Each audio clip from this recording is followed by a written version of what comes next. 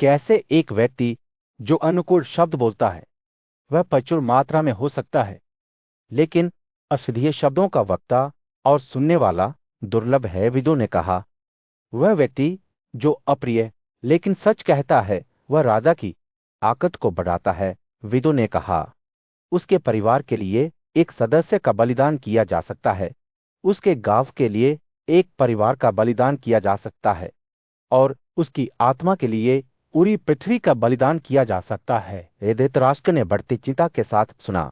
जब विदुर ने इसके बारे में बात की, पूज्य श्री विदुर के ज्ञान पूर्ण शब्दों में हम एक सद्गुणी जीवन जीने के मार्ग पर मार्गदर्शन पाते हैं।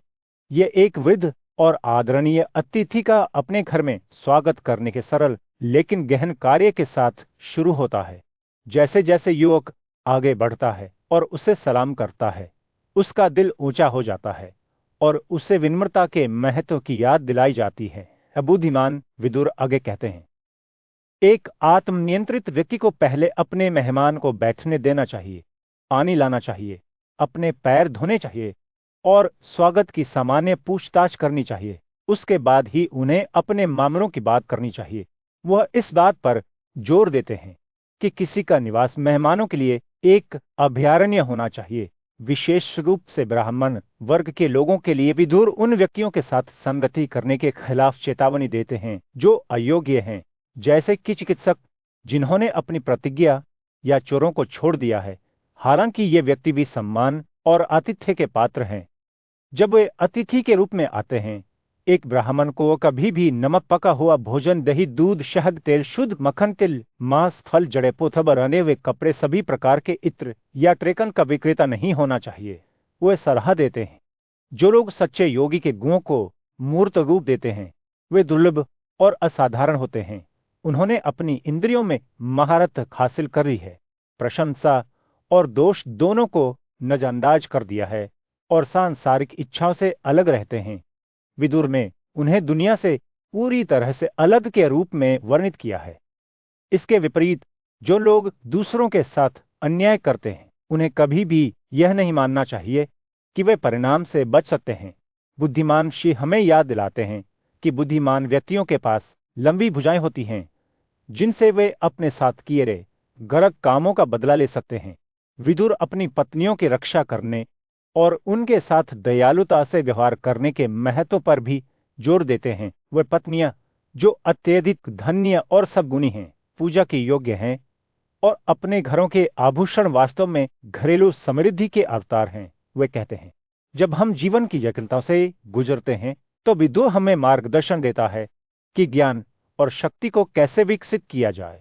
वह हमें सलाह देता है कि हम अपनी सलाह को गुप्त रखें, इस बारे में बात न करें कि हम क्या करने का इरादा रखते हैं, जब तक कि यह पूरा न हो जाए। पहाड़ या महल पर चढ़ने पर हमें अपने निर्णयों को एकांत में परिपक्व करना चाहिए। चुभती आंखों से दूर बुद्धिमानशी उन दोस्तों को राज्य के रहस्यों को सौंपने के खिलाफ भी चेतावनी देते हैं जिनके पास अपनी इंद्रियों पर सीखने या नियंत्रण की कमी है।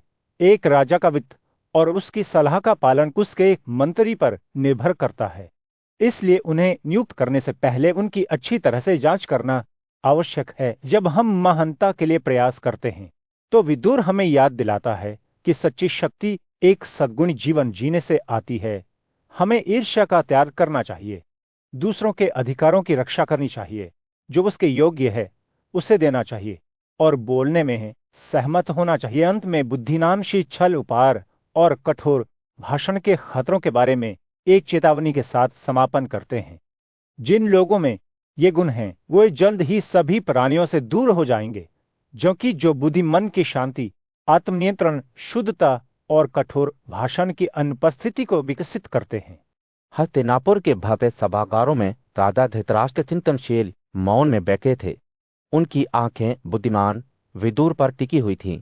जब उन्होंने बोलना शुरू किया, विदुर ने कहा, यार, वह लकड़ी की गुड़िया की तरह है जो तारों से चलती है। वह अपने भाग्य का स्वामी नहीं है, बल्कि भाग्य के खेल में केवल एक प्यादा है। धृतराष्ट्र की रुचि बढ़ी और वह आगे झुक गया। उसकी आवाज प्रत्याशा से भरी हुई थी। आगे बढ़ो, तुम जो कहते हो उस पर मैं ध्यान देता हूं। विदुर ने आगे कहा, उनके शब्द ज्ञान से टपक रहे थे, यहाँ तक कि महान बृहस्पतियों को भी गलती से बोलने के लिए दोषी ठहराया जा सकता है। सच्ची महानता शब्दों में नहीं बल्कि कार्यों में निहित है। मानव संबंधों की क्षणभंगुर प्रकृति के बारे में बात करते हुए विदुर की आंखें धृतराष्ट्र की आत्मा में डूबी हुई प्रतीत होती थी। जो लोग उपहार या मेके शब्दों से सहमत होते हैं वे अनुग्रह प्राप्त कर सकते हैं, लेकिन यह स्वाभाविक आकर्षण और विनम्रता वाले लोग हैं जो वास्तव में चमकते हैं। वह रुक गया। उसकी नजर राजा के सबसे बड़े बेटे दुर्योधन की ओर बह रही थी। राजा विदुर ने कहा, मैंने दुर्योधन के जन्म के समय आपको आगाह किया था। मैंने आपसे कहा था कि इस एक बेटे को छोड़ दें, क्योंकि ऐसा करने से आप अपने 100 बेटों की समृद्धि सुनिश्चित करेंगे। वह फिर रुक गया। उसकी आंखें धृतराष्ट्र के चेहरे पर बंद हो गई। लेकिन अगर आप उसे रखते हैं तो आपके पूरे वंश पर विनाश होगा। धृतराष्ट्र की अभिव्यक्ति दृढ़ रही, उनकी आवाज दृढ़ रही। आप जो कुछ भी कहते हैं वह बुद्धिमानों द्वारा अनुमोदित है और मेरे भविष्य के लिए है। मैं अपने बेटे को छोड़ने की हिम्मत नहीं करता। विदुर की आंखों पर बादल छा गए, जैसे कि उसने भाग्य का मार्ग उसके सामने प्रकट होते देखा। विदुर ने आगे कहा, सच्ची महानता धन या शक्ति में नहीं है बल्कि धार्मिकता में है। जो हर सद्गुण और विनम्रता से सुशोभित है वह कभी भी जीवित प्राणियों की छोटी से छोटी पीड़ा के प्रति उदासीन नहीं होता है। उसकी आवाज मजबूत होती गई और अधिक जरूरी हो गई। जो झगड़ालू, लोभी, बेशरम और धोखेबाज हैं उनसे हर कीमत पर बचना चाहिए। विदुर ने जैसे ही बात की उनके शब्दों ने ज्ञान और दूरदर्शिता की झलक दिखाई। उन्होंने नशे, नींद और जासूसों के प्रति असावधानी के खतरों के बारे में आगाह करते हुए चेतावनी दी कि ये नुकसान बुद्धिमानों को भी विनाश के रास्ते पर ले जा सकते हैं। धृतराष्ट्र ध्यान से सुन रहे थे। उनका चेहरा चिंतन का मुखौटा था। विदुर के शब्दों ने उनके भीतर कुछ गहरा, अपने परिवार और अपने राज्य के प्रति जिम्मेदारी की भावना को जगाया। हे राजा, विदुर ने दृढ़ विश्वास से भरी आवाज में कहा, यह आपका कर्तव्य है कि आप पांडु के पुत्रों पर किए गए अन्याय को दूर करें। उन्हें उनके सही स्थान पर बहाल करने से आप अपने सभी पापों से शुद्ध हो जाएंगे और आप उन लोगों के बीच भी पूजा का विषय बन जाएंगे जिन्होंने अपनी आत्माओं पर महारत हासिल कर ली है, जैसे ही सूरज क्षितिज के नीचे डूबता है। राजा धृतराष्ट्र के दरबार में विदुर एक बुद्धिमान और दयालु सलाहकार के रूप में खड़े थे। उन्होंने सफलता के रहस्यों को राजा के साथ साझा करते हुए कहा, एक अच्छा आदमी जो अपनी सीमाओं को पार किए बिना अपने लक्ष्यों का पीछा करता है वो जल्द ही प्रसिद्धि प्राप्त करेगा। उन्होंने समझाया कि जो गुणी हैं उनमें दूसरों को खुशी देने की शक्ति होती है। विदुर ने आगे कहा, जो किसी बड़े लक्ष्य को उसकी अधार्मिकता के कारण छोड़ देता है वो खुशी खुशी जीवित रहेगा, सभी दुश्मनों को सांप की तरह फेंक देगा। उन्होंने 3 गंभीर पापों के खिलाफ चेतावनी दी। छल के माध्यम से जीत हासिल करना, अपने गुरु के प्रति निष्ठाहीन होना और अपने इरादों पर घमंड करना। उन्होंने कहा, ये ब्राह्मण को मारने के पाप के बराबर थे। बुद्धिमान सलाहकार ने तब अत्यधिक ईर्ष्या, मृत्यु और घमंड के खतरों के बारे में बात की जो समृद्धि के विनाश का कारण बन सकते हैं। उन्होंने अपने गुरु की प्रतीक्षा में लापरवाही, जल्दबाजी और घमंड के खिलाफ भी आगाह किया, क्योंकि ये ज्ञान के 3 दुश्मन हैं। विदुर ने 7 दोषों को सूचीबद्ध किया जिनसे छात्रों को बचना चाहिए।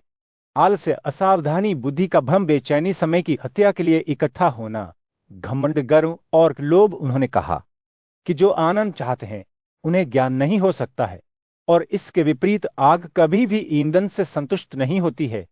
उन्होंने समझाया, और एक सुंदर महिला कभी भी पुरुषों के साथ संतुष्ट नहीं होती है। राजा ने ध्यान से सुना जब विदुर ने आशा के खतरों के बारे में बात की जो धैर्य को मार सकते हैं, यम, मृत्यु के देवता जो विकास को नष्ट कर सकते हैं, क्रोध जो समृद्धि को नष्ट कर सकता है और दयनीयता जो प्रसिद्धि को नष्ट कर सकता है। उन्होंने देखभाल के अभाव के खिलाफ भी चेतावनी दी जो मवेशियों के विनाश का कारण बन सकता है। जैसे ही उन्होंने अपना पाठ समाप्त किया, विदुर ने कहा, मनु ने कहा है कि कुछ वस्तुओं को हमेशा देवताओं की पूजा के लिए अपने घर में रखा जाना चाहिए।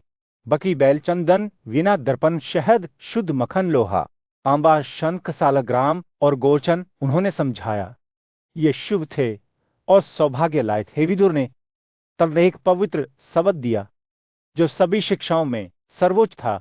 इच्छा, भय या प्रलोभन के लिए सद्गुण को कभी नहीं छोड़ना चाहिए। सद्गुण शाश्वत है। उन्होंने कहा, जबकि सुख और दर्द अस्थायी हैं, जीवन स्वयं शाश्वत है, लेकिन इसके विशेष चरण अस्थायी हैं। बुद्धिमान सलाहकार ने जीवन की क्षणभंगुर प्रकृति के बारे में बात करते हुए कहा कि यहाँ तक कि शक्तिशाली राजा जिन्होंने धन और अनाज से भरपूर भूमि पर शासन किया था, वे भी सार्वभौमिक विध्वंसक के शिकार हो गए थे। उन्होंने समझाया कि जब कोई व्यक्ति मर जाता है तो केवल उनके गुण और पाप ही बाद के जीवन में उनके साथ रहते हैं। विदुर ने बड़े अंधकार और अंधारे के क्षेत्रों के खिलाफ आगाह किया जहां मनुष्यों की इंद्रियां अत्यधिक पीड़ित हैं। उन स्थानों में से कोई भी आपका न हो। उन्होंने कहा, इन्हें ध्यान से सुना। शाही दरबार के शांत वातावरण में हस्तिनापुर के अंधे राजा धृतराष्ट्र अपने भरोसेमंद सलाहकार विदुर के साथ बैठे। राजा की आंखें जिज्ञासा से चमक उठी जब उन्होंने विदुर से अपने बाकी विचारों या संदेहों को साझा करने के लिए कहा। अपने ज्ञान और करुणा के लिए जाने जाने वाले विदुर ने धीरे से मुस्कुराते हुए जवाब दिया कि वह वास्तव में राजा के साथ एक और बात पर चर्चा करना चाहते हैं। उन्होंने उल्लेख किया कि पूज्य श्री सनत सुजाता एक बुद्धिमान और अमर ऋषि जिन्होंने अपना जीवन शाश्वत ब्रह्मचर्य के लिए समर्पित कर दिया था, वे राजा की गहरी चिंताओं पर प्रकाश डालने में सक्षम होंगे। धृतराष्ट्र की आंखें उत्सुकता से चमक उठी जब उन्होंने विदुर से पूछा कि क्या वह जानते हैं कि ऋषि क्या कहेंगे। विदुर यह समझाने से पहले एक पल के लिए हिचकिचाए कि वो शूद्र वर्ग में पैदा हुए थे और इसलिए उन्होंने इस तरह के गहन मामलों पर बोलने के योग्य महसूस नहीं किया। हालांकि उन्होंने स्वीकार किया कि सनत सुजाता की समझ अनंत थी और उनके शब्दों में दिव्य अधिकार का भार था। राजा ने विदुर पर यह बताने के लिए दबाव डाला कि वो ऋषि से कैसे मिल सकता है, और विदुर ने उस बुद्धिमान व्यक्ति का ध्यान करना शुरू कर दिया। जैसे कि विदुर के विचारों के जवाब में सनत सुजाता उनके सामने प्रकट हुई ऋषि का निर्धारित अनुष्ठानों के साथ स्वागत किया गया और थोड़ी देर आराम करने के बाद वह आराम से बैठ गया। विदुर ने ऋषि को संबोधित करते हुए समझाया कि धृतराष्ट्र को गहरा संदेह था कि वह दूर नहीं कर सकते। उन्होंने बुद्धिमान से विनती की कि वे इस अंधेरे को दूर करें और राजा को ज्ञान की ओर ले जाएं। सनत सुजाता ने अपना प्रवचन शुरू करने से पहले ध्यान से सुनाए। राजाशी ने कहा, मृत्यु के बारे में दो विरोधी विचार हैं। कुछ का मानना है कि इसे विशिष्ट कार्यों से टाला जा सकता है, जबकि अन्य का दावा है कि कोई मृत्यु नहीं है। मैं इसे आपके लिए स्पष्ट कर दूंगा। मृत्यु अज्ञानता से उत्पन्न होती है और ज्ञान अमरता है। यह बात की तरह निगलने वाली शक्ति नहीं है। इसका रूप अनिश्चित है। ऋषि ने यह समझाना जारी रखा कि ब्रह्म विद्या या आत्मज्ञान की खोज अमरता का मार्ग है। उन्होंने वर्णन किया कि कैसे मनुष्य अपनी इच्छाओं से प्रभावित होते हैं जो उन्हें अज्ञानता और अंततः मृत्यु के मार्ग पर ले जाती हैं। हालांकि जो लोग आत्म संयम के माध्यम से अपनी आत्मा को जीते हैं वे इस भाग्य से बच सकते हैं।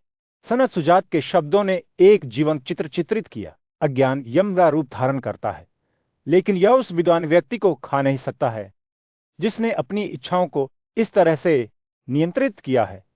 वह व्यक्ति जो अपनी इच्छाओं का पालन करता है वह उनके साथ नष्ट हो जाता है। हालांकि वह जो इच्छा का त्याग कर सकता है वो निश्चित रूप से सभी प्रकार के दुख को दूर कर सकता है। ऋषि का प्रवचन एक कोमल लेकिन शक्तिशाली हवा थी जो राजा के दिमाग में बहती थी, जिसे उनके संदेह और भय दूर हो जाते थे। धृतराष्ट्र ने ध्यान से सुना जब सनत सुजाता ने मृत्यु की प्रकृति को प्रकट किया। यह एक बाहरी शक्ति नहीं है बल्कि अज्ञान की पराकाष्ठा है। राजा ने तब मुक्ति के मार्ग के बारे में पूछा। वन आश्रम के शांत परिवेश में बुद्धिमान राजा धृतराष्ट्र अपने पूज्य अतिथि सनातन सुजाता के साथ चिंतन में बैठ गए। राजा की जिज्ञासा बढ़ गई जब उन्होंने तपस्या मौन के वास्तविक सार को समझने की कोशिश की। उन्होंने पूछा, तपस्या का उद्देश्य क्या है? 2 प्रकार के मौन से संयमित भाषण और ध्यान आपको कौन सा पसंद है? गहन ज्ञान वाले से सनत सुजाता ने राजा की ओर तीक्ष्ण आंखों से देखा। उन्होंने जवाब दिया, परम आत्मा को वेदों और मन दोनों द्वारा प्रवेश नहीं किया जा सकता है। इसी कारण से इसे मौन कहा जाता है, जिससे वैदिक शब्दाश ओम और साधारण ध्वनियां दोनों उत्पन्न हुई हैं कि एक हे राजा शब्द के रूप में प्रदर्शित होता है। धृतराष्ट्र की आंखें आश्चर्य से चौड़ी हो गई जब उन्होंने पूछा, क्या वो ऋग्वेद और यजुर्वेद या सामवेद दोनों को जानता है? जब वे पाप करते हैं तो क्या वह पापों से अपमानित होता है? सनत सुजात के शब्द शहद की तरह टपकते हुए उन्होंने जवाब दिया, मैं आपको सच में बताता हूं कि जिस व्यक्ति ने अपनी इंद्रियों को नियंत्रित नहीं किया है वह साम यज्ञवेद या यजुर्वेद द्वारा पापपूर्ण कार्यों से मुक्त नहीं होता है। वे कभी भी छल से जीवित व्यक्ति को नहीं बचाते हैं। राजा की भौं चिंता में घिर गई जब उसने पूछा, हे तुम जिसने अपनी इंद्रियों को नियंत्रित किया है, अगर वास्तव में वे किसी व्यक्ति को सद्गुण की सहायता के बिना बचाने में सक्षम नहीं हैं, तो ब्राह्मणों का यह भ्रम कहां से है कि वेद हमेशा पापों का विनाश करते हैं? सनत सुजात का चेहरा करुणा से चमकता हुआ उसने समझाया, नाम रूप और अन्य गुणों का सम्मान करने वाली शर्तों के मिलन से ब्रह्मांड सर्वोच्च आत्मा से उत्पन्न हुआ है। वेद ही इसे विधिवत इंगित करते हैं, वही घोषणा करते हैं और यह प्रेरित करते हैं कि सर्वोच्च आत्मा और ब्रह्मांड अलग हैं और समान नहीं हैं। जैसे ही सूर्य अस्त होने लगा, जंगल पर एक गर्म नारंगी चमक बरसाते हुए सनत सुजाता ने आगे कहा, यह परम आत्मा को प्राप्त करने के लिए है कि तप और बलिदान निर्धारित किए जाते हैं और इन दोनों से ही विद्वान व्यक्ति पुण्य अर्जित करता है। पुण्य से पाप को नष्ट करने से उसकी आत्मा ज्ञान से प्रबुद्ध होती है। सनत सुजाता के ब्रह्मांड के रहस्यों को प्रकट करते हुए राजा ने ध्यान से सुना। अगले दिन धृतराष्ट्र अपने अतिथि के पास एक नए प्रश्न के साथ लौटे, हे सनातन सुजाता, सभी एक ही प्रकार की तपस्वी तपस्याएं कभी सफल और कभी असफल कैसे हो सकती हैं? ऋषि की आंखें अंतर्दृष्टि से चमक उठी और उन्होंने जवाब दिया, वो तपस्विता जो दोषों से दागदार नहीं है उसे मुक्ति प्राप्त करने में सक्षम कहा जाता है और इसलिए सफल है, जबकि तपस्या जो घमंड और सच्ची भक्ति की कमी से दागदार है उसे असफल माना जाता है।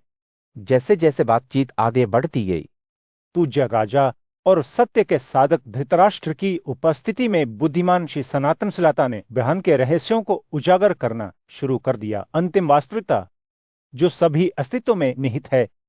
राजा की आंखें खुशी से चमक उठी जब उन्होंने श्री से अपने गहन ज्ञान को साझा करना जारी रखने के लिए कहा। धृतराष्ट्र ने कहा, हे महान श्री, आपके शब्द एक ताजा धारा की तरह हैं जो सांसारिक इच्छाओं से बेदाग हैं और मनुष्यों में दुर्लभ हैं। मुझे ब्रह्म की प्राप्ति के बारे में और अधिक बताए। सनत सुजाता परोपकारी ढंग से मुस्कुराई और कहने लगी, अरे महान राजा, ब्रह्म का ज्ञान जल्दबाजी में समझने की चीज नहीं है।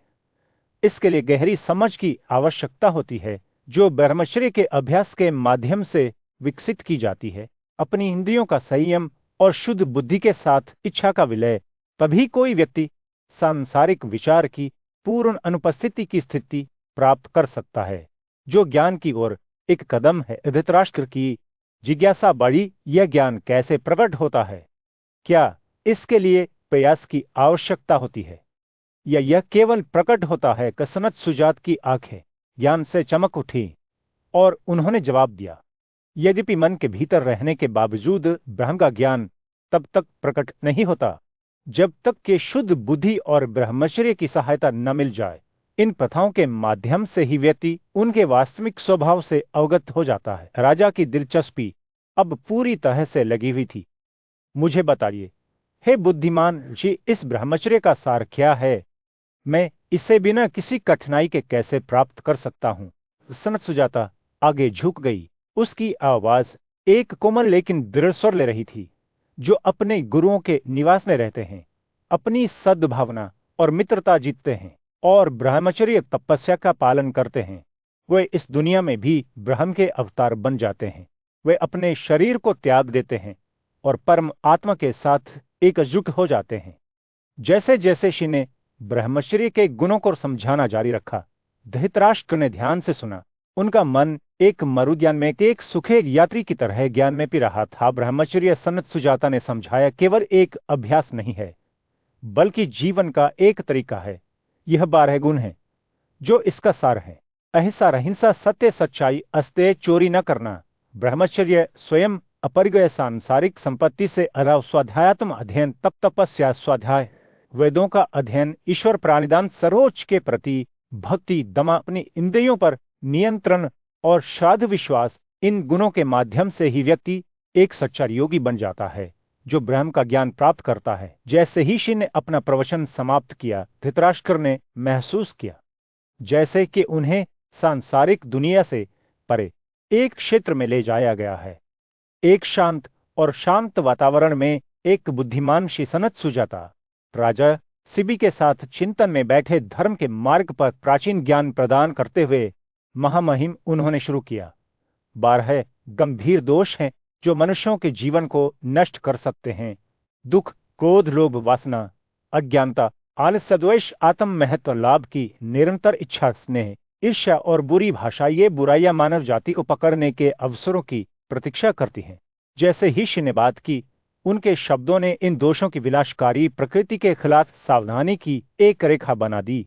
जो लोभी, उग्र, कठोर बोलने वाला, बेशर्म, क्रोधित करने वाला या घमंडी है, वह धन प्राप्त होने पर दूसरों के साथ शिष्टाचार के साथ व्यवहार नहीं कर सकता है।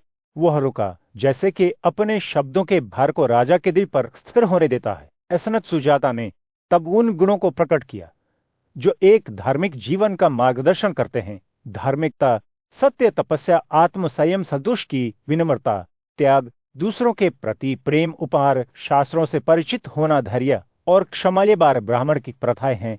उनकी आवाज पर जोर देते हुए उन्होंने घोषणा की, जो इन 12 में से नहीं गिरता है वह पूरी पृथ्वी को प्रभावित कर सकता है। एक कोमल लेकिन दृढ़ स्वर में ऋषि ने मदा के खतरों या सांसारिक इच्छाओं के प्रति अत्यधिक लगाव के खिलाफ आगाह किया। उन्होंने इसके 18 दोषों को सूचीबद्ध किया। दूसरों के प्रति दुर्भावना, पुण्य कार्यों के मार्ग में बाधा डालना, तिरस्कार, भाषण में झूठ, वासना, क्रोध, निर्भरता, दूसरों के बारे में बुरा बोलना, रिपोर्ट के लिए दूसरों के दोषों का पता लगाना, धन की बर्बादी, झगड़ा, अपमान, जीवित प्राणियों के प्रति क्रूरता, द्वेष, अज्ञानता, समान के योग्य लोगों की उपेक्षा, सही और गलत की इंद्रियों की हानि और हमेशा दूसरों को चोट पहुंचाने की कोशिश करना। सनत सुजाता की आंखों में एक गहरी बुद्धिमत्ता नजर आती थी जब उन्होंने आगे कहा, एक बुद्धिमान व्यक्ति को मदा को रास्ता नहीं छोड़ना चाहिए क्योंकि इसकी संगतताएं निंदनीय हैं। उन्होंने अपना ध्यान सच्ची दोस्ती के गुणों की ओर लगाया। दोस्तों की समृद्धि में आनंद लेना, उनकी प्रतिकूलता पर दुख जो प्रिय है लेकिन उसके लिए नहीं पूछा जाना चाहिए।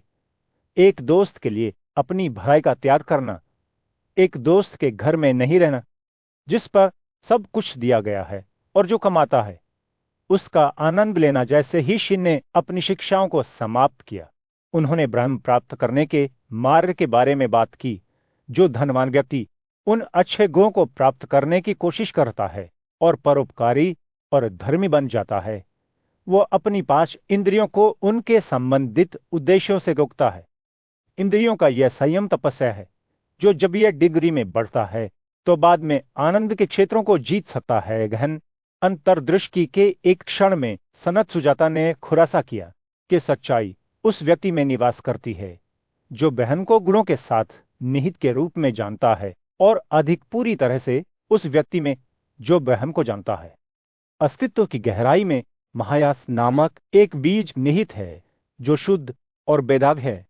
यह एक चमक के साथ चमकता है जो सभी को रोशन करता है, इंद्रियों का मार्गदर्शन करता है और उजर सूर्य को जन्म देता है। यह शाश्वत दिव्यता से संपन्न योगियों द्वारा उनकी मानसिक आंखों के माध्यम से देखा जाता है। इसका प्रकाश और गर्मी आत्मनिर्भर है जो किसी भी बाहरी स्रोत से प्राप्त नहीं है। जैसे ही बीज चमकता शरीर में प्रवेश करता है, यह उन्हें रोशनी और गर्मजोशी देता है।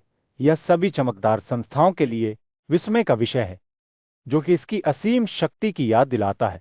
शाश्वत एक प्राणी आत्मा और ईश्वर दोनों को बनाए रखता है जिससे वे जागने के घंटों के दौरान चेतना में कार्य कर सकते हैं। हालांकि नींद और विघटन के दौरान वे इस जागरूकता से वंचित रहते हैं। ब्रह्म परम वास्तविकता कभी भी चेतना से रहित नहीं होता है।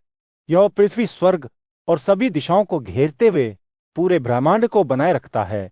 बीज 5 तत्वों, नदियों, समुद्रों और यहां तक कि दिशा के बिंदुओं को भी जन्म देता है।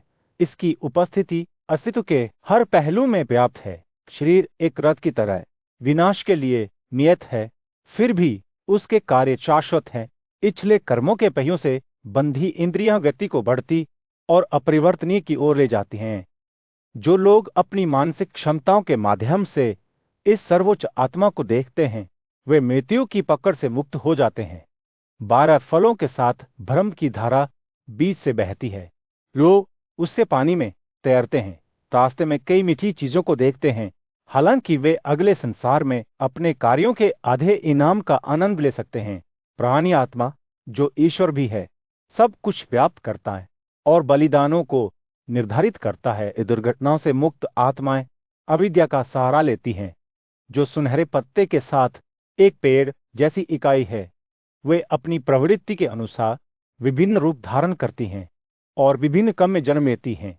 ये आत्माएं शाश्वत के भीतर एक युग होती हैं, जिन्हें योगी अपनी मानसिक आंखों से देखते हैं। ब्रह्म से उत्पन्न होने वाली दुर्घटनाएं ब्रह्मांड को उसकी पूर्णता से ऊपर उठाती हैं। इसके विपरीत, जब ये दुर्घटनाएं दूर हो जाती हैं, तो ब्रह्म अपनी पूर्णता में बना रहता है। बीज 5 तत्वों को जन्म देता है और उन्हें नियंत्रित करने की शक्ति रखता है। यह उपभोक्ता और उपभोग के साथ साथ इंद्रियों वाले जीवित जीवों का भी स्रोत है। अपना नामक प्राण वायु प्राण द्वारा निगली जाती है। प्राण इच्छा द्वारा अवशोषित हो जाता है और बुद्धि द्वारा इच्छा ग्रहण की जाती है। बुद्धि बदले में परम आत्मा द्वारा आच्छादित होती है। यह प्रक्रिया एक हंस की तरह है, जो एक अथाह समुद्र के ऊपर चल रहा है, जिसका एक पैर गहराई से छिपा हुआ है। परम नियंत्रक श्रद्धापूर्ण भजनों के योग्य ब्रह्मांड के भीतर इधर उधर घूमता है। यह हर चीज का प्रमुख कारण है और प्राणी आत्माओं में ज्ञान के रूप में प्रकट होता है। अकेले मूर्ख इस शाश्वत को देखने में असमर्थ हैं। तृतीयों में वे हैं जो रात बीत चुकी थी और भव्य सभागार उत्साह से भरा हुआ था।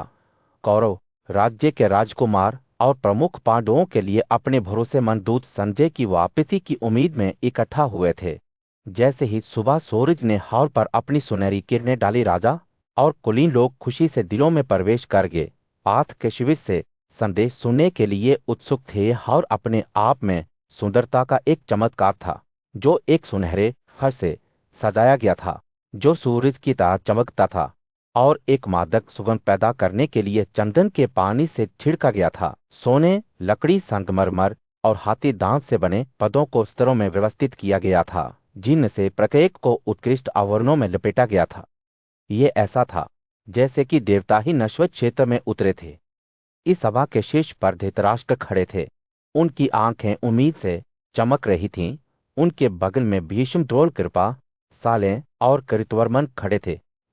उनके चेहरे कठोर और दृढ़ थे।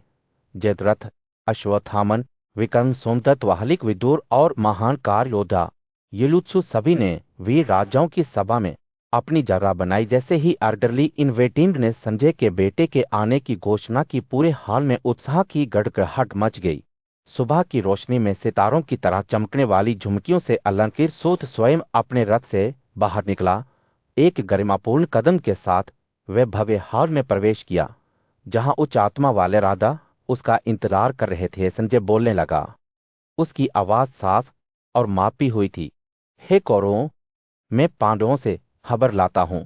धृतराष्ट्र के निर्देश पर इस स्थान से उनके पास जाने के बाद मैं पुण्य और लाभ का संदेश लेकर लौटा हूं। सभा आगे झुक गई। उनकी आंखें संजय के चेहरे पर टिकी हुई थीं। हर शब्द सुनने के लिए उत्सुक पांडु के पुत्रों ने सभी कुरुओं को उनकी उम्र के अनुसार बधाई दी। संजय ने आगे कहा, वे वृद्धों जो उम्र में बराबर हैं और छोटे लोगों को सलाम करते हैं, क्योंकि प्रत्येक को उनकी उम्र के अनुसार सलाम किया जाना चाहिए। हर चूक हो गया, जैसे कि राजाओं की सांसें उनमें से बाहर निकल गई हों। जैसे ही संजय रुकाहौल में एक सरसराहट की आवाज गूंजी, जैसे कि पंख उछल रहे हों। वे दुर्योधन था, कुरुओं का क्रोधी राजा, जो अपनी सीट से उठा। उसकी आंखें तीव्रता से चमक रही थीं। सभा उसे देख रही थी।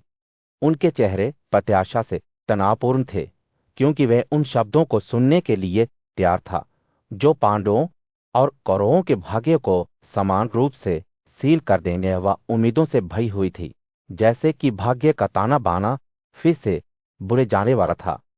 संजय के शब्द संतुलन में लटके हुए थे, एक नाजुक धागा जो या तो राजाओं के जमावड़े के बीच। धृतराष्ट्र ने अपने भरोसेमंद सलाहकार संजय की ओर मुड़कर पूछा, मुझे बताइए, हे संजय, उस पराक्रमी योद्धा धनंजय ने मेरे सामने क्या शब्द बोले? संजय ने श्रद्धा के संकेत के साथ अर्जुन के शब्दों को याद करना शुरू किया। जब अर्जुन ने इस तरह से बात की तो मैं वहां मौजूद था। संजय ने कहा, युधिष्ठिर की अनुमति से और केशव की सुनवाई में उन्होंने घोषणा की, यदि धृतराष्ट्र का पुत्र राजा युधिष्ठिर के सामने आत्मसमर्पण नहीं करता है तो यह स्पष्ट है कि धृतराष्ट्र के पुत्रों द्वारा कोई पापपूर्ण कार्य किया गया होगा, जिसका परिणाम अभी तक नहीं आया है। उन्होंने विश्वास के साथ कहा। उनकी आंखें कमल के फूल की तरह जल रही थी। अर्जुन ने आगे कहा, यदि आप भीमसेन और मेरे साथ और पार्श्वनो वासुदेव और सिनी के बेटे और धृष्टद्युम्न जो हथियारों में अतुक हैं और शिखंडीन के साथ युद्ध करना चाहते हैं, तो पांडवों के सभी उद्देश्य पूरे हो जाएंगे। पांडु के बेटों के लिए शांति का प्रस्ताव ना दें, बल्कि यदि आप चाहे तो युद्ध करें। जैसे ही संजय बोल रहा था, सभा चुप हो गई। उनकी आंखें दुर्योधन के चेहरे पर टिकी हुई थी। अर्जुन के शब्द जलती हुई आग की तरह थे, जो धृतराष्ट्र के पुत्र की आत्मसंतुष्टि को जला रहे थे। अर्जुन की भविष्यवाणी केवल एक चेतावनी नहीं थी, यह आने वाले समय की एक प्रतिज्ञा थी। उन्होंने भीमसेन के बारे में बात की, जो हाथ में अपनी गदा था, जो गुस्से में सांप की तरह अपने क्रोध के जहर को उल्टी कर रहा था। उन्होंने नकुल के बारे में बात की, जो सैकड़ों की कुशलता से तेज चला रहा था और दुर्योधन के कार्योद्धाओं को कुचल रहा था। युधिष्ठिर के क्रोध के बारे में सोचकर सभा कांप गए। एक ऐसी आग जो धृतराष्ट्र के मेजबान को उसकी आंखों से ही खा जाएगी। वे नकुल के उल्लेख से कांप गए, जो जंगल में शोक के बिस्तर पर सोया था और अब अपने क्रोध के जहर को क्रोधिक सांप की तरह उल्टी करने की कसम खाई थी। जैसे ही संजय ने अर्जुन के शब्दों को दोहराना जारी रखा, सभा एक बार फिर चुप हो गई। दुर्योधन का चेहरा पीला पड़ गया था। उसकी आंखें जमीन पर टिकी हुई थीं, जैसे कि वह अपने कार्यों के परिणाम अपने सामने प्रकट होते देख रहा हो। सभा को पता था कि युद्ध अपरिहार्य था। उन्होंने अर्जुन के शब्दों में देखा कि आगे क्या होने वाला है, वध, नरसंहार और तबाही।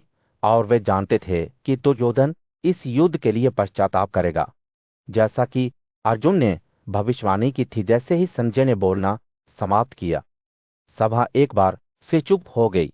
अर्जुन के शब्दों का भार हवा में जट गया, जो आने वाले समय की याद दिलाता है। एकत्रित राजाओं के बीच में शांतनु के पुत्र भीष्म ने दुर्योधन को बहुत महत्वपूर्ण शब्द कहे। उन्होंने प्राचीन काल की एक कहानी सुनाते हुए शुरुआत की, जब बृहस्पति और शकर ने दिव्य देवी देवताओं के साथ मिलकर ब्रह्मा से नर और नारायण नामक दो रहस्यमय आकृतियों के बारे में पूछताछ की थी। कहा जाता था कि इन दोनों प्राणियों में अपार शक्ति और सुंदरता थी। उनकी तपस्वी योग्यता स्वर्ग में एक प्रकाश स्तंभ की तरह फैल रही थी। वे दूसरे संसार से आकर ब्रह्म के क्षेत्र में कहते थे और अपने कार्यों से संसार में खुशी लाते थे। देवता और गंधर्व उनकी पूजा करते थे, लेकिन वे केवल असुरों के विनाश के लिए अस्तित्व में थे। बृहस्पति और दिव्य मेलवान के साथ चक्र ने न और नारायण से बड़ी उथल पुथल के समय में उनकी सहायता का अनुरोध करने के लिए कहा, क्योंकि देवता और असुर युद्ध में थे और चक्र ने दो प्राचीन देवताओं से उन्हें एक वरदान देने के लिए विनती की। नर और नारायण सहमत हो गए और उनकी मदद से चक्कर ने दैत्यों और दानवों को हरा दिया। विष्णु ने अपनी कहानी जारी रखते हुए समझाया कि ये दो प्राणी नर और नारायण, अर्जुन और कृष्ण के अलावा और कोई नहीं थे, जो उद्देश्य और कार्य में एकजुट थे। वे एक ही आत्मा से पैदा हुए थे, लेकिन अलग अलग जीवन जीते थे, जिनमें से प्रत्येक दुनिया की भलाई के लिए योगदान देता था। उनका मिशन न्याय और धार्मिकता के लिए लड़ना था। जैसे ही भीष्म बोल रहे थे, कर्ण बड़े की बातों के खिलाफ खुद का बचाव करने के लिए खड़ा हो गया। वह खुद को एक सच्चा क्षत्रिय होने का दावा करता था, जो बिना झुके अपने कर्तव्यों के प्रति समर्पित था। उसे किस दुष्टता के लिए जिम्मेदार ठहराया जा सकता था? उसने कभी धृतराष्ट्र के बेटे को नुकसान नहीं पहुंचाया था, ना ही वह कभी अपने राजा या अपने लोगों को धोखा देगा। भीष्म ने कर्ण की बड़ाई का विरोध करते हुए कहा कि शूर का पुत्र शौर्य और शक्ति में पांडवों के 16वें हिस्से के बराबर भी नहीं था। दुर्योधन के पुत्रों पर जो बड़ी आपदा आने वाली थी, वह वास्तव में कर्ण के स्वयं के कार्यों से आई थी। उन्होंने एक शूर के इस दुष्ट पुत्र पर भरोसा किया था, जिससे दिव्य वंश के नायकों का अपमान किया था। तभी भारद्वाज के उच्चात्मा पुत्र द्रोण ने युद्ध शुरू होने से पहले धृतराष्ट्र से पांडवों के साथ शांति स्थापित करने का आग्रह किया। वे जानते थे कि अर्जुन के शब्द सत्य हो जाएंगे, क्योंकि तीनों लोकों में उनके बराबर कोई धनुर्धर नहीं था। लेकिन राजा ने सुनने से इनकार कर दिया और इसके बजाय संजय से पांडवों के बारे में पूछा। उस क्षण से कौरवों ने जीवन की सारी आशा छोड़ दी, ये जानते हुए कि उनके भाग्य पर मोहर लग गई है। सूर्य हस्तिनापुर राज्य पर अस्त हो रहा था और एकत्र हुए कुरुओं पर एक सुनहरा प्रकाश डाल रहा था। धृतराष्ट्र अंधे राजा अपने सिंहासन पर बैठे अपने सारथी संजय के विचारों को जानने के लिए उत्सुक थे। मुझे बताएं संजय, उन्होंने कहा। उस पांडव राजा युधिष्ठिर ने हमारी सेना के बारे में सुनकर क्या कहा और आने वाले युद्ध को देखते हुए वह कैसा व्यवहार कर रहा है? संजय उसके सामने खड़ा था। उसकी आंखें श्रद्धा से नीचे की ओर झुकी हुई थी। महामहिम, उसने शुरू किया, सभी पांचाल और पांडु के अन्य पुत्र युधिष्ठिर के चेहरे की ओर देख रहे हैं, उनका मार्गदर्शन मांग रहे हैं। वे अपनी सेनाओं के साथ युद्ध में जाने के लिए तैयार हैं। जैसे ही सूर्य क्षितिज पर उगता है, प्रकाश और आशा लाता है। जैसे जैसे संजय बोलता गया, धृतराष्ट्र की जिज्ञासा बढ़ती गई। मुझे और अधिक बताएं, उसने कहा। धृतद्युम्न सोमकों और अन्य सभी सेनाओं के बारे में जो पांडवों के साथ लड़ेंगे। लेकिन इससे पहले कि संजय जवाब दे आता, वह अचानक जमीन पर गिर गया। चिंता की स्थिति से उबर गया। सभा स्तब्ध रह गई। जब बुद्धिमान सलाहकार विदुर सहायता के लिए चिल्लाया, संजय महान राजा बेहोश हो गया है, उसने कहा। धृतराष्ट्र का चेहरा चिंता से काला हो गया और उसके बेटे दुर्योधन और अन्य चिंता से देख रहे थे। अंत में जब संजय को होश आया तो वह एक बार फिर धृतराष्ट्र के सामने खड़ा हो गया। महामहिम, उसने कहा, मैंने पांडवों को देखा है जो अपने निर्वासन के वर्षों से कमजोर हो गए थे, लेकिन फिर भी मजबूत और दृढ़ थे। वे अपनी पूरी ताकत से आपके खिलाफ लड़ेंगे। धृष्टद्युम्न को अपने पक्ष में रखते हुए वे एक दुर्जय शक्ति होंगे। संजय के शब्दों ने उन योद्धाओं की एक जीवंत तस्वीर पेश की जो जल्द ही युद्ध के मैदान में भिड़ने वाले थे। उन्होंने कुंती के पराक्रमी पुत्र भीम के बारे में बात की, जिन्होंने अपनी दृढ़ शक्ति से राजाओं को अधीन कर दिया था। नकुल सुंदर और बेजोड़ धनुर्धर, जिन्होंने पश्चिमी दुनिया को पराजित किया था। और सहदेव पांडव भाइयों में सबसे छोटे लेकिन सबसे ऊर्जावान। जैसे ही संजय ने बोलना जारी रखा, उन्होंने पंचाल के राजकुमार सिखंदीन का उल्लेख किया, जिन्होंने युद्ध में कलिंगों का सामना किया था।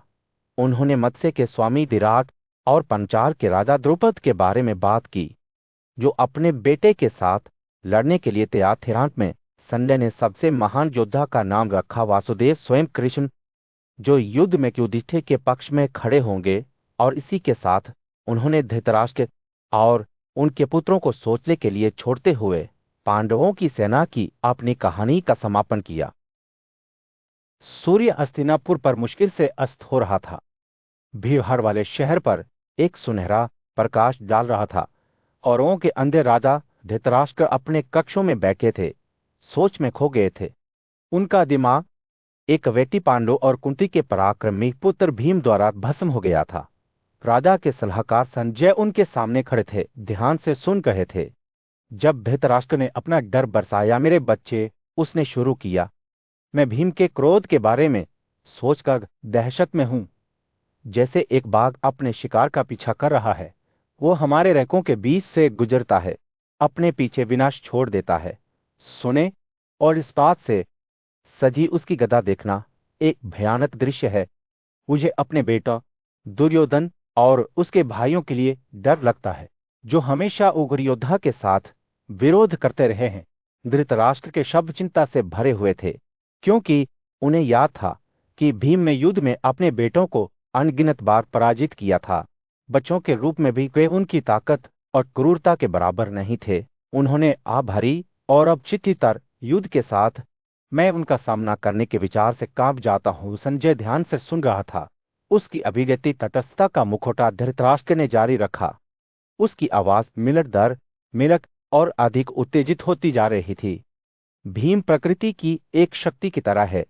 अजय और अधिक उसकी आंखें एक भयंकर तीव्रता के साथ जलती हैं, और उसकी उपस्थिति ही उसके चारों ओर की हवा को काला करती प्रतीत होती है।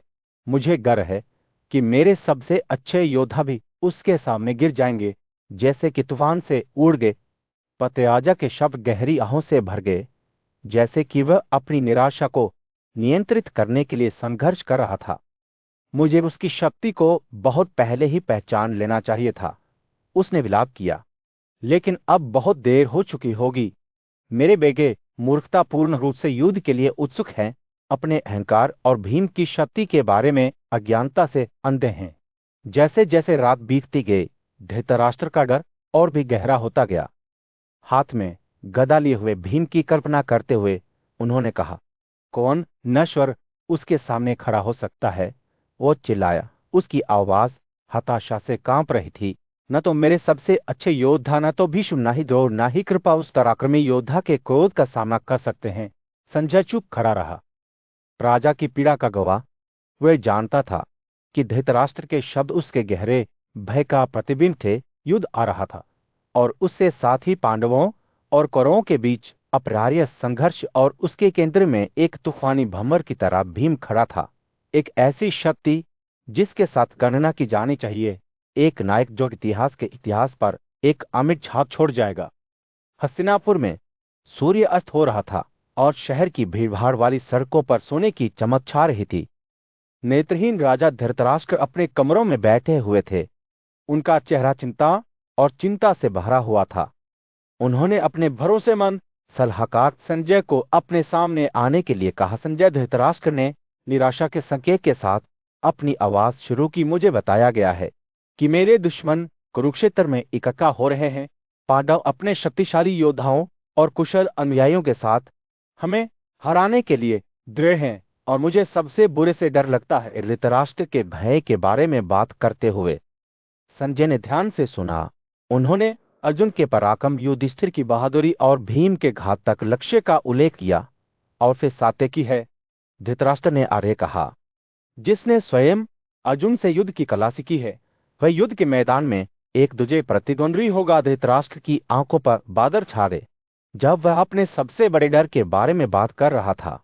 युधिष्ठिर का क्रोध, वह सुंदर, बुद्धिमान और महान ऊर्जा से धन्य है, धृतराष्ट्र ने कहा। उनकी आवाज थोड़ी कांप रही थी। उनके सहयोगी शक्तिशाली कार योद्धा है, और मुझे गर्व है कि मेरी अपनी सेना उनके लिए कोई मुकाबला नहीं होगी। जैसे ही वे बोल रहे थे, धृतराष्ट्र के शब्द दुख और अफसोस से भर गए। उन्होंने सोचा कि वे एक दूसरे के खिलाफ कितने युद्ध लड़े थे, और कैसे युधिष्ठिर हमेशा विजयी हुए थे। धृतराष्ट्र ने कहा, मैंने उनके साथ छलपूर्वक व्यवहार किया है। जब धृतराष्ट्र के शब्द नदी की तरह बह रहे थे, तो संजय ने ध्यान से सुना। उन्होंने उस आसन्न विनाश के बारे में बात की जो उन सभी का इंतजार कर रहा था। अगर वे पांडवों के साथ युद्ध में शामिल होते हैं, हम नष्ट हो जाएंगे, संजय, उन्होंने कहा। उनकी आंखें आंसू से भरी हुई थी। पूरा कुरु राजवंश समाप्त हो जाएगा। धृतराष्ट्र के शब्द एक चुनौती की तरह हवा में लटक गए। उन्होंने संजय से पूछा कि क्या युद्ध के मैदान में सब कुछ जोखिम में डालने के बजाय पांडवों के साथ शांति की तलाश करना बेहतर नहीं है? लेकिन जब उन्होंने संजय की आंखों में देखा, तो उन्हें पता चला कि उनका अपना मन पहले से ही तैयार था। धृतराष्ट्र ने कहा, युधिष्ठिर हमें गति देखकर कभी उदासी नहीं होंगे। उनकी आवाज में अवज्ञा का एक संकेत था। वे मुझे इस अन्यायपूर्ण युद्ध के कारण के रूप में ही निंदा करते हैं। और इसके साथ अंग राजा अपने सिंहासन से उठे। उनका दिल आशंका और अफसोस से भरा हुआ था। हस्तिनापुर, कुरु राजवंश और पूरे राज्य का भाग्य अनिश्चित रूप से कदम में लटका हुआ था। क्या धृतराष्ट्र के शब्दों पर ध्यान दिया जाएगा या युद्ध की ताकतें प्रबल होंगी? केवल समय ही बचा पाएगा। हस्तिनापुर राज्य में सूर्य अस्त हो गया था। भीड़भाड़ वाली सड़कों पर एक सुनहरा प्रकाश डाल रहा था। संध्या दरबारी श्री राजा धृतराष्ट्र के सामने खड़े थे। उनकी आवाज चिंता और दृढ़ विश्वास के मिश्रण से भरी हुई थी। महाराज, संजय ने शुरू किया, आपने युद्ध में आने वाले विनाश के बारे में सच्चाई से बात की है। अर्जुन के गांधी द्वारा हमारे क्षत्रिय योद्धाओं का विनाश निश्चित है। वह रुक गया। उसकी आंखें राजा के चेहरे पर बंद हो गईं।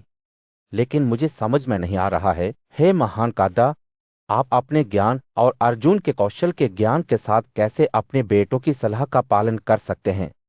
धृतराष्ट्र की अभिव्यक्ति उदास हो गई और वे अपने सिंहासन पर आगे झुक गया। संजय ने आगे कहा, उसके शब्द नदी की तरह बह रहे थे। आपने शुरू से ही पांडवों को घायल किया है। महामहिम, आपने पाप के बाद पाप किया है और अब शोक करने का समय नहीं है। वह फिर से रुक गया। उसकी आवाज कोमल स्वर में थी, एक पिता और मित्र को हमेशा अपने बच्चों का कल्याण करना चाहिए, लेकिन जो उन्हें घायल करता है उसे पिता नहीं कहा जा सकता है। जैसे ही संजय ने बात की, धृतराष्ट्र के दिमाग में यादें भर आई। उन्हें उस दिन की याद आई जब वे पासक खेल में पांडवों की हार की खबर सुनकर एक बच्चे की तरह हंसे थे। उन्होंने कहा था, यह जीत गया है, यह हासिल हो गया है। उन्होंने याद किया कि कैसे उन्होंने हस्तक्षेप नहीं किया था जब उनके बेटे कठोर शब्दों से पांडवों को ताना मार रहे थे। केवल पूरे राज्य को जीतने की उनकी संभावनाओं से प्रसन्न थे। लेकिन संजय के शब्द धृतराष्ट्र के दिल में गहराई तक घुस गए। शी ने कहा, आप अपने सामने अपरिहार्य पतन नहीं देख सकते थे। शी ने कहा, जंगला सहित कुरुओं का देश आपका पैतृक राज्य है, लेकिन यह पांडवों ने अपनी ताकत और बहादुरी से आपके लिए इसे जीता था। वह रुक गया। उसकी आंखें दृढ़ विश्वास से चमक रही थी। और जब आपके बेटों को गंधर्वों के राजा ने ले लिया तो वह अर्जुन था जो उन्हें वापस ले आया। जैसे ही संजय ने बात की, धृतराष्ट्र का मन उन अनगिनत बारों में भटक गया जब वे पांडवों के दुर्भाग्य पर यह सोचकर हंसे थे कि वे कभी ठीक नहीं हो पाएंगे। लेकिन अब जैसे जैसे उनके सामने युद्ध छिड़ रहा था, उन्होंने संजय के शब्दों में सच्चाई देखी। अर्जुन एक ऐसी शक्ति थे जिनके साथ उनकी गणना की जानी चाहिए। उनके गांधी और सुदर्शन उनकी क्षति में बेजोड़ थे। अर्जुन के तीरों के स्पर्श से समुद्र सूख जाते हैं।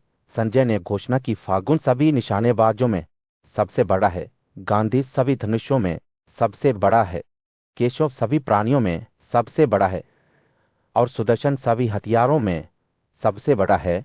वह एक बार फिर रुका। उसकी आवाज पूर्वाभास की भावना से भरी हुई थी। वानर के झंडे वाली कार खींची हुई थी।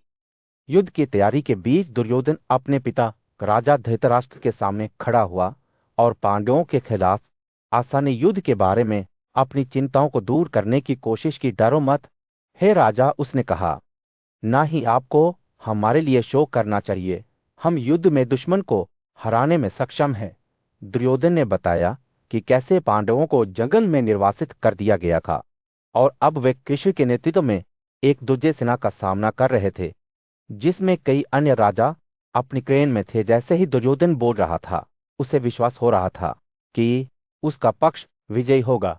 उसने अपने स्वयं के कौशल पर घमंड करते हुए कहा, गदा के साथ मुठभेड़ में पृथ्वी पर मेरा कोई समकक्ष नहीं है। मैं अपने गुरु के निवास में रहा हूं, अपना ज्ञान और अभ्यास पूरा किया है और यही कारण है कि मुझे भीम या दूसरों का कोई डर नहीं है। दुर्योधन ने दावा किया कि उसे अपने गुरुओं द्वारा अपराजय होने के लिए प्रशिक्षित किया गया था और यहां तक कि वासव भी अपनी विशाल सेना को पराजित नहीं कर सका। दुर्योधन के शब्द विश्वास के साथ टपकने लगे जब उन्होंने अपने सहयोगियों के नाम सूचीबद्ध किए, जिनमें से प्रत्येक अपने आप में एक दुर्जय योद्धा था। धीशु हमारे साथ एकजुट होकर अभी भी युद्ध में दुश्मन को हराने में सक्षम है, उन्होंने कहा। इसलिए ए भर जाति के बैल आपका डर दूर हो जाए। उन्होंने दावा किया कि अर्जुन कुंड की गधे पर गिर जाएगा और समान या श्रेष्ठ शक्ति के कई कार योद्धा उन्हें तेजी से नीचे फेंक देंगे। जैसे ही दुर्योधन ने कहा, यह स्पष्ट था कि वह खुद को अजय मानता था। उसके शब्द श्रेष्ठता की भावना से भरे हुए थे, जैसे कि वह जानता था कि युद्ध का परिणाम उसके पक्ष में पहले से ही निश्चित था। इसलिए वृकोदर द्वारा उत्पन्न आपके डर को दूर किया जाए, उसने कहा, क्योंकि मैं निश्चित रूप से उसे भयंकर संघर्ष में मार दूंगा। दुर्योधन के आत्मविश्वास की कोई सीमा नहीं थी और यह स्पष्ट था कि वह खुद को पृथ्वी पर सबसे महान योद्धा मानता था। हालांकि अपने घमंड के बावजूद दुर्योधन के शब्दों में हताशा का संकेत था। वे जानता था कि युद्ध आसान नहीं होगा और उसके पक्ष को दुर्जय विरोधियों का सामना करना पड़ेगा, लेकिन अभी के लिए कम से कम पर आगे बढ़ने के लिए दृढ़ था, आश्वस्त था कि उसका अपना कौशल दिन को आगे बढ़ाएगा। जैसे जैसे वह बोलना समाप्त करता गया, यह स्पष्ट हो गया कि दुर्योधन का भाग्य उसके पिता राजा धृतराष्ट्र के साथ अटूट रूप से जुड़ा हुआ था और उनका भविष्य अनिश्चित रूप से अधर में लटका हुआ था। युद्ध की तैयारी के बीच दुर्योधन, एक शक्तिशाली राजा, ने अपने सारथी संजय से सलाह मांगी। कुंती का पुत्र युधिष्ठिर युद्ध को देखते हुए क्या कर रहा है, उसने पूछा। उसकी आवाज संदेह से भरी हुई थी। संजय की आंखें चमक उठीं जब वह अपने सामने घटित घटनाओं को सुनाने लगा। युधिष्ठिर के राजा आशा और उल्लास से भरा हुआ है, उसने कहा। उसके शब्द प्रशंसा से टपक रहे थे। भीमसेन और अर्जुन जुड़वा भाई, जो उसके बगल में खड़े हैं, उनके चेहरे प्रकाश की बत्तियों की तरह चमकते हैं, जो निडरता की आभा फहराते हैं। जैसे ही संजय बोल रहा था, उनके सामने एक दृष्टि प्रकट हो रही थी। पांडव शिविर के बीच में विभव या अर्जुन लंबा खड़ा था। उसकी दिव्य गाड़ी एक नरम अलौकिक चमक से चमक रही थी। रथ के पहिए बिजली से भरे बादलों की तरह चमक रहे थे और चमक रहे थे। देखो, है संजय, अर्जुन ने खुशी से भरी अपनी आवाज में कहा। ये हमारी आसन जीत के संकेत हैं। दुर्योधन की आंखें संकुचित हो गई जब वह संजय के शब्दों को सुन रहा था। जब वह अर्जुन के रथ के साथ जोड़े गए घोड़ों और उसके झंडे को सजाने वाले बैनरों के बारे में पूछताछ कर रहा था, तो वह असहज महसूस कर रहा था। संजय की प्रतिक्रिया गर्मी के दिन एक हल्की हवा की तरह थी, जो अपने साथ दिव्य की फुसफुसाहट ले जाती थी। दिव्य, शिल्पकार, ताश्री या भौमन, उन्होंने शुरू किया। उनके शब्द आश्चर्य की एक चित्रमाला बुनते हुए सकर और धातरी की सहायता से अर्जुन की कार के लिए महान सुंदरता के रूप बनाए। उन्होंने उसके झिदे पर बड़ी और छोटी महान मूल्य की खगोलीय छवियों को रखा। जैसे ही संजय बोल रहे थे, उनके सामने जने जीवन दिखाई दे रहे थे। उनके रंग सूर्यास्त के रंगों की तरह बदल रहे थे। झंडे पर पवन देवता के पुत्र हनुमंत की छवि दिखाई दे रही थी, जैसे कि जीवन से ओतप्रोत हो। और भौमन, संजय ने आगे कहा, इस झंडे को हमेशा बदलते और विविध होने के लिए कर्पित किया है। एक योजना के क्षेत्र को कवर करते हुए बाधाओं के लिए अभेद्य आकाश में सकर के धनुष की तरह जिन घोड़ों ने अर्जुन के रथ को आकर्षित किया, वे देखने के लिए एक चमत्कार थे। एक सदी के मन की गति वाले सफेद खगोलीय घोड़े, जो गंधर्वों के राजा चित्रसेन द्वारा प्रस्तुत किए गए थे। जब भी वे गिरते थे, उनकी संख्या फिर से भर जाती थी, जैसे कि दिव्य के जादू से भर जाती थी। युधिष्ठिर की गाड़ी हाथीदांत की तरह समान ऊर्जा और सफेद रंग के घोड़ों से खींची गई थी, जबकि भीमसेन का रथ हवा की गति और साक्षियों की भव्यता के साथ चलने वालों द्वारा खींचा गया था। कुरुक्षेत्र के खेतों में युद्ध छिड़ने ही वाला था। हस्तिनापुर के अंधे राजा धृतराष्ट्र अपने महल में बैठे अपने बेटों के भाग्य को लेकर चिंतित थे। उन्होंने अपने सारथी और सलाहकार संजय की ओर मुड़कर पूछा, पांडवों के सहयोगियों में से कौन उनकी ओर से लड़ने आया है? संजय ने जवाब दिया, कृष्ण, वैश्यों के नेता और चेकितन सात्यकी के साथ आ गए हैं, जिसे युद्धन के नाम से भी जाना जाता है। वे दोनों शक्तिशाली कार योद्धा हैं जिन्हें अपनी ताकत और प्रसिद्धि पर गर्व है। प्रत्येक ने सैनिकों की एक अक्षौहिणी लाई है, एक ऐसी सेना जिसकी इतनी बड़ी है कि यह लगभग अकल्पनीय है। धृतराष्ट्र की आंखें निराशा से चौड़ी हो गई। और अन्य राजाओं का क्या, उसने पूछा। संजय ने आगे कहा, पंचाल के राजा द्रुपद अपने 10 बेटों और उनके योद्धाओं के साथ धृष्टद्युम्न के नेतृत्व में आए हैं। वह शिखंडी द्वारा अच्छी तरह से संरक्षित है और युधिष्ठिर के नाम का सम्मान करने के लिए एक पूर्ण अक्षौहिणी लाया है। पृथ्वी के स्वामी विराट भी अपने 2 बेटों शन और उत्तर के साथ पांडवों के साथ उनके नायकों मद्रक्ष और अन्य के साथ शामिल हुए हैं। धृतराष्ट्र के सबसे बड़े पुत्र दुर्योधन ने कहा, पिता, आप इतने चिंतित क्यों हैं? हमारे अपने शक्तिशाली योद्धा हैं। भीष्म, द्रोण, कृपाकरण, जयद्रथ, सोमदत्त और अश्वत्थामन, वे सभी अजय हैं और पांडवों की शक्ति का सामना कर सकते हैं। धृतराष्ट्र ने अपना से हिलाते हुए कहा, नहीं मेरे बेटे, तुम नहीं समझते। पांडवों ने एक ऐसी सेना को इकट्ठा किया है जो किसी और की तरह नहीं है। भीम, अर्जुन, नकुल, सहदेव, धृष्टद्युम्न, सात्यकी, द्रुपद और कई अन्य, वे सभी शक्तिशाली कारयोद्धा हैं जिनमें बड़ी बहादुरी और पराक्रम है। उनके खिलाफ कौन खड़ा हो सकता है? दुर्योधन ने मजाक उड़ाया। लेकिन हमारी अपनी ताकत भी है। यीशु आक्रमण का नेतृत्व करेंगे और कर्ण युद्ध में अजय हैं। संजय ने हस्तक्षेप करते हुए धृतराष्ट्र की चिंताओं को शांत करने की कोशिश की। हे राजा, मैं आपको बताऊंगा कि युद्ध के मैदान में क्या हो रहा है। धृष्टद्युम्न पांडवों से लड़ने का आग्रह करते हुए कह रहा है कि उन्हें अपने दुश्मनों से डरना नहीं चाहिए।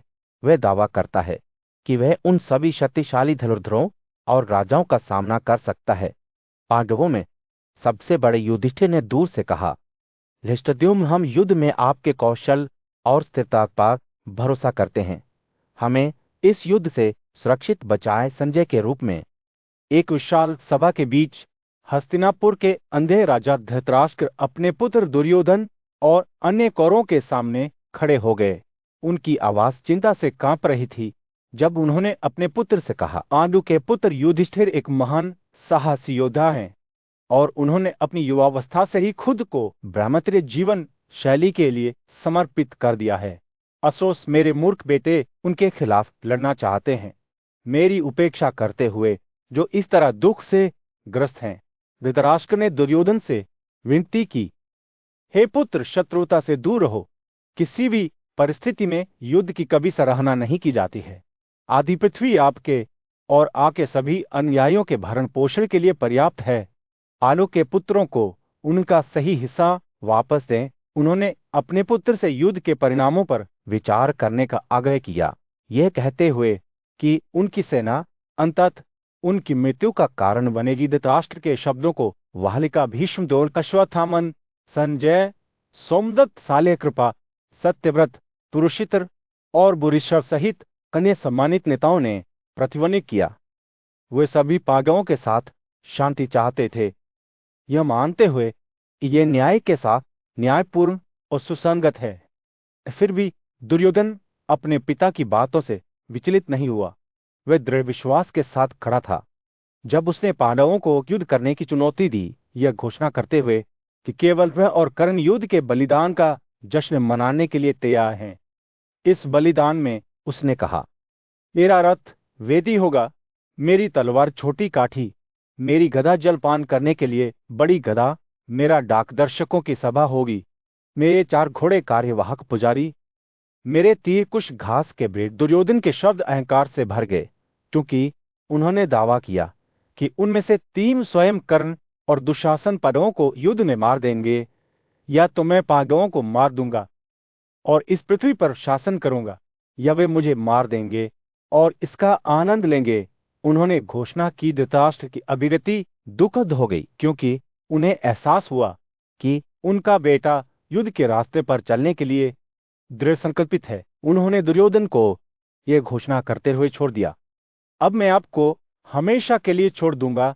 राजा उन राजाओं के लिए दुखी थे जो युद्ध में दुर्योधन का अनुसरण करेंगे, ये जानते हुए कि वे पांडु के पराक्रमी पुत्रों के लिए कोई मुकाबला नहीं होंगे, धृतराष्ट्र ने जैसे ही कहा, उनके शब्दों ने कौरवों के आने वाले विनाश की एक जीवंत तस्वीर पेश की। उन्होंने बताया